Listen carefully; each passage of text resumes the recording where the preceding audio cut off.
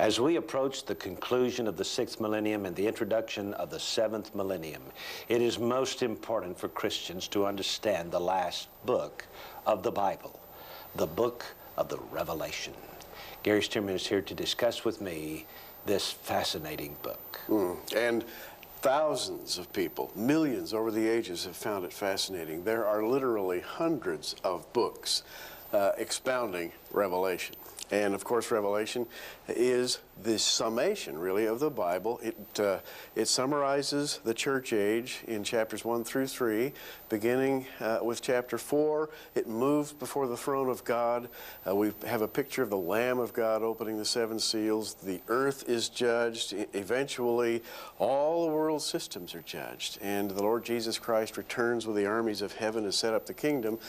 Very well-known Bible themes. And we're very familiar with those themes. However, there may be, and we believe there is, a much deeper way of looking at Revelation. Now, the scriptures tell us here that John is on the island of Patmos having a vision on the Lord's day. That statement alone, to me, takes us into the future, Gary, to the 7th millennium. That is the day of the Lord, the 7th millennium. And when he says, for example, in verse 1, the revelation of Jesus Christ which God gave to him to show unto his servants things which must shortly come to pass. He was not talking to first century Christianity. He was talking to the 7th millennium Christianity. In other words, to those of us who are approaching the dawning of the 7th millennium, he has a message for us. And from this viewpoint, it must shortly come to pass. He said in verse 3, "Blessed is he that readeth, and they that hear the words of this prophecy, and keep those things which are written therein, for the time is at hand." My friend, the time was not at hand at the end of the 1st century.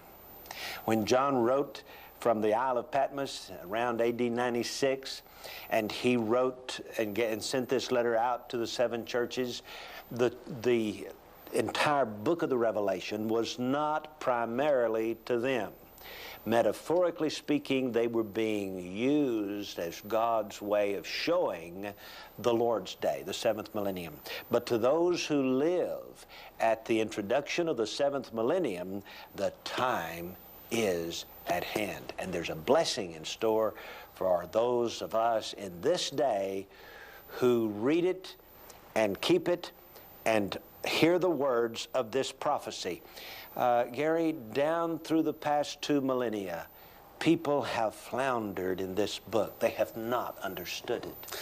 And as a matter of fact, Augustine, writing way back in the early 5th century, believed that the book of Revelation had already been completely fulfilled in the 1st century at the destruction of the temple in AD 70. And beginning with Augustine and other expositors, there arose a confusion about how to place this thing in time and space. And to some extent, that confusion still reigns. Which means that the book of Revelation was not really written for those in previous centuries. They didn't understand it. It was written for the future generation, for that generation which is to come, for the last generation, as we see in the Acharon of the Hebrew in the Psalms. Yes. And in order to understand the book of Revelation, we must understand the Hebrew alphabet, the Hebrew language, and the nature of John's writing this book. And Gary, to me, the book was originally written in Hebrew. It had to be. There are 22 chapters corresponding to the 22 letters of the Hebrew alphabet. As a matter of fact, that's true, and we've chronicled that in our book, The Mystery of the Menorah and the Hebrew Alphabet. And to clearly explain where we're going to go with this, we need to review a little bit about the temple menorah. Its structure, it had 7 lamps, and those 7 lamps had a structure. 3 on each side, 1 in the middle, the servant lamp. Really were a picture of Jesus Christ. He's revealed that way here in the 1st chapter of Revelation. not only are they a picture of Christ, but they show us how any grouping of 7 should be considered. We, Gentiles, number 1, 2, 3, 4, 5, 6, 7, but in the Hebrew way of looking at things, the number 4, that is that center lamp position called the servant lamp, representing Christ, is the important position, and it depicts the redemptive struggle of man with the aid of the God of grace. And we've chronicled this, of course, in several articles. Now, lest you think this is going to turn into a boring exposition about numbers and letters of the Hebrew alphabet, no, we've got some really exciting things to share with you. You know, before you can fully understand where we're coming from and why we believe the book of the Revelation the way we do, you need to understand what we've written in this book, the mystery of the menorah and the Hebrew alphabet. We see the menorah in chapter 1, Jesus standing in the midst of the menorah, the 7 golden lampstand.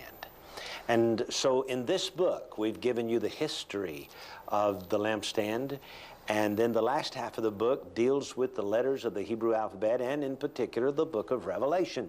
When Jesus says in Revelation chapter 1, I am Alpha and Omega, and he repeats that in the 22nd chapter, I am Alpha and Omega, what he is saying is, I am the first and the last letters of the alphabet. But the Alpha and Omega are Greek equivalents of the Hebrew letters. Jesus is really the Aleph and the Tav, because the meaning of Aleph can be seen in chapter 1, and the meaning of Tav can be seen in chapter 22. And we explain all of this in this book. And then, you know, Gary, we did a study on the Hebrew alphabet. We have 28 studies here. You see these videotapes? There are 28 studies called the Mysteries of the Hebrew Alphabet, in which we go through every anomaly, shall we say, in the Bible and show you the meanings of those letters and how they relate to the various parts of the Bible. You need that before you can really understand the book of the Revelation.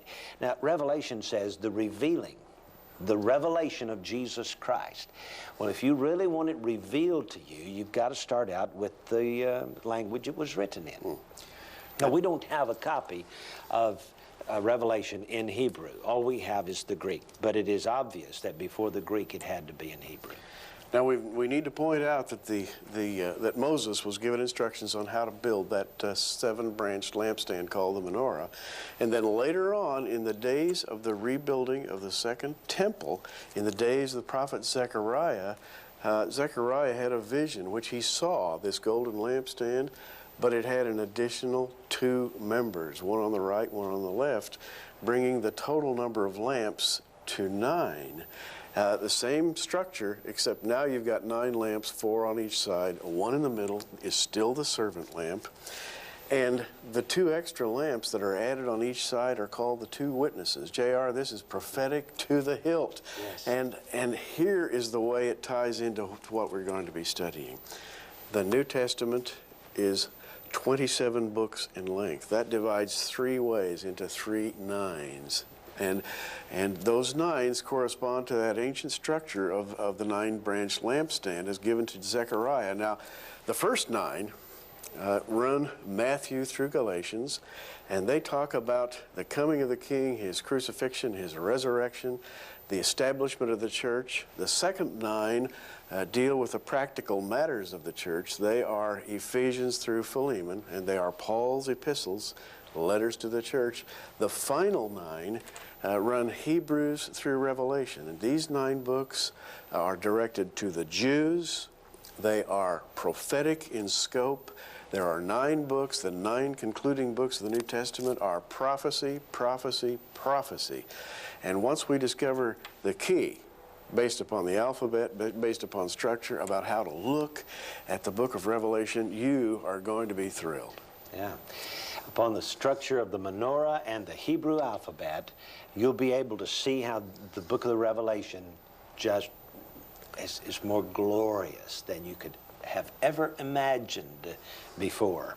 And Gary, in particular, Hebrews through Revelation, this final 9, you said is all prophecy. Yes, it is. And it is all futurist. And it's interesting that the book of Hebrews, being the 19th book, is actually the Koph book, that is the Hebrew letter Koph, 19th letter, which refers to cycles of growth and points to the second coming of Jesus Christ. And it's interesting that it's the 19th because we just are concluding the 1900s. And so this takes us right to that date. There's more. We'll be back in just a moment. Don't go away. Up until about 100 years ago, most theologians knew Hebrew. They studied Hebrew. Hebrew, in fact, was needed in the colleges and universities and seminaries of early America. But no longer are men required to study Hebrew. That's a shame. In order to understand the book of the Revelation, in order to understand the Bible, you need to understand the original language.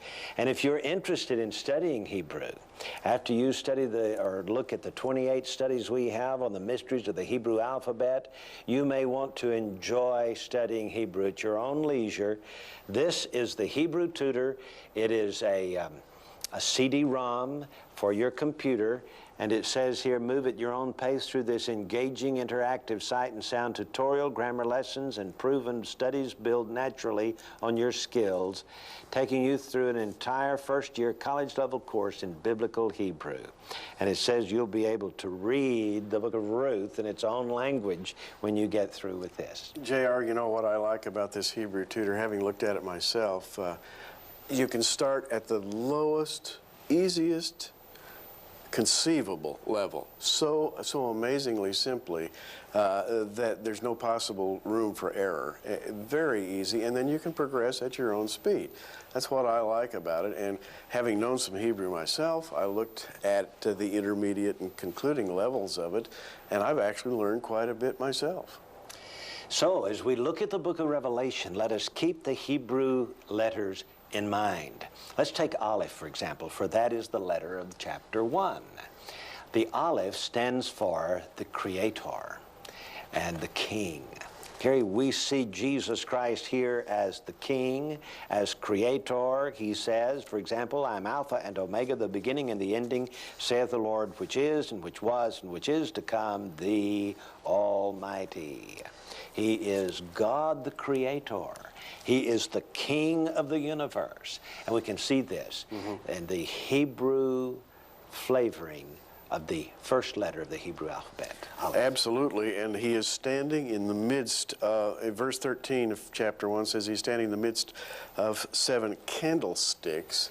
Now, better we should say he's standing in the midst of 7 lampstands, which makes him the servant lamp of the menorah, the 7-branched menorah, and he is assuming the position that he held in the ancient tabernacle back in the days of the Exodus and the wilderness journeys. There was always that burning lampstand just inside the curtain of the holy place. And you know, JR, Jesus was there, and here he is again in the candelabra, the menorah, the 7-branched lampstand.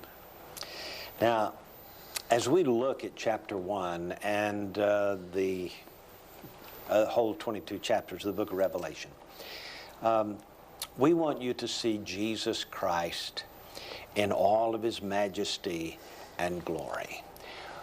We feel that this is the time in history for God's people to really get an in-depth study of the book of Revelation. So this is not going to be a surface rendering. Gary, we'll probably be on this all summer long. Indeed, and again, we have so much to share with you that is non-technical. Don't worry about getting lost in a forest of numbers and letters. We have some very straightforward teaching right out of the verses of Revelation. Actually, we're going to look at the final 9 books, Hebrews through Revelation, to show you how John really wrote a latter day or last days view of things. Now, the menorah, since Jesus here is standing in the midst of the menorah, this is the revealing of Jesus Christ in all of his Shekinah, the Shekinah glory. We see him as John turns to hear the one talking with him, and being turned, he sees in the midst of 7 candlesticks, one likened to the Son of Man, clothed with a garment down to the foot, and girt about the paps with a golden girdle. His head and his hairs were white like wool, as white as snow, and his eyes were as a flame of fire. And this is a marvelous description of Christ, unlike anything ever seen about him before. This is the glorified Christ. This is the Christ who is coming back in Revelation chapter 19.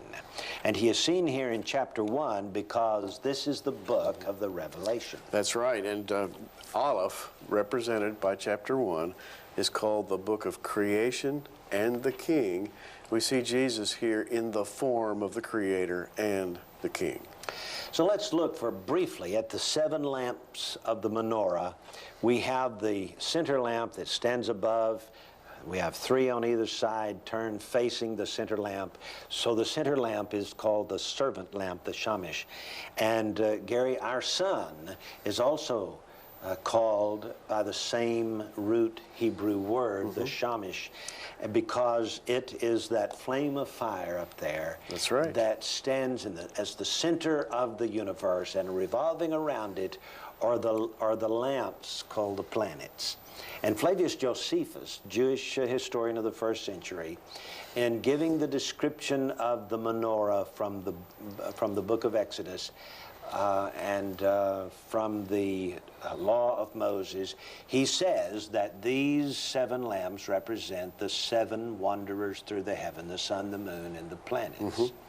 And so we can see this heavenly design. It's kind of interesting to me, Gary, that the ayin, which stands for the eye, is also pictured as the sun, a flame of fire. And here we have that same reference to it when it says his eyes are as a flame of fire. Yeah, and J.R., he is, as the sun, verse 16, shineth in his strength. So here he is actually compared with the sun. I remember now the servant lamp called shamish. The sun in Hebrew is called shemesh, which is cognate. Just change a couple of vowels, and you have a different, slightly different vowel word. points. Vowel points. And, which really didn't even exist in the 1st century as far as we know.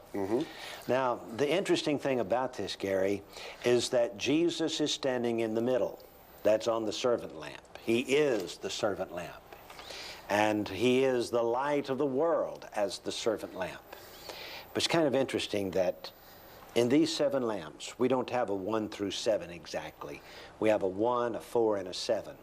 And the 7 is a 1, and the 1 is a 7, or whichever way you look at it. And they both relate to number 4. So we have the numbers 1, 4, and 7 all relate to the same subject. It's kind of interesting that the first lamp always refers to the same subject as the 7th lamp. The second lamp always refers to the same subject as the 6th lamp. The third lamp always refers to the same subject as the 5th lamp. So in this menorah design, in all the 7s of the Bible, every 7 found in this book right here has a menorah design. And the 4th of any 7 in the Bible is the one that gives the light, provides the light to understand there are others. Now, I should quickly point out that when you divide the New Testament into 3 parts, as we did, the first 9 books are Jewish in nature. The king comes to his people. Yes. Matthew through Galatians. Galatians is a refutation of the law. The second 9 books, which are Ephesians through Philemon, strictly written to the church, or shall we say to Gentile Christians. The third 9 books are addressed once again to the Jews. So the first 9 to the Jews, the middle 9 to the Gentiles, the third 9 to the Jews, including Revelation. Revelation is a Jewish book, and we have to look at it that way. And that's why we need to understand the letters of the Hebrew alphabet. You don't have to become a PhD in Hebrew to understand the meanings of these letters. And as you go through these 28 studies, for example, that we have provided in these videotapes, these 7 videotapes, 28 studies on the mysteries of the Hebrew alphabet, we will show you how to understand every letter and how it relates to every section of scriptures throughout the Bible. It's important to understand the Jewish nature and the Jewish flavor of this book. Gary, I'm convinced Hebrew was the language of heaven and Yes. the language of Adam and the language of the human race until the Tower of Babel. Absolutely, and it's a unique language because it is structured according to the redemptive plan of God. That is, the 22 letters represent 22 aspects of God's redemption, and it's as clear can be. We're not talking about anything mystical here at all. This teaching goes back to the days of King David. King David wrote a psalm, an alphabetic psalm, 145, which clearly demonstrates that he knew exactly how the alphabet worked. You know how popular the Bible codes have been the last few years? Oh, yeah. Equidistant letter sequences, well, that's of Hebrew letters. And if you know, there are a lot of folks who get excited about the possibility of finding secret messages encoded in the original language of the Bible. Well, don't you think you need to understand what those Hebrew letters are all about before you get to first base with this? Now, if the first 9 books of the New Testament are Jewish, then you need to understand Hebrew. And if the last 9 books of the New Testament are Jewish in nature, you need to understand the Hebrew language.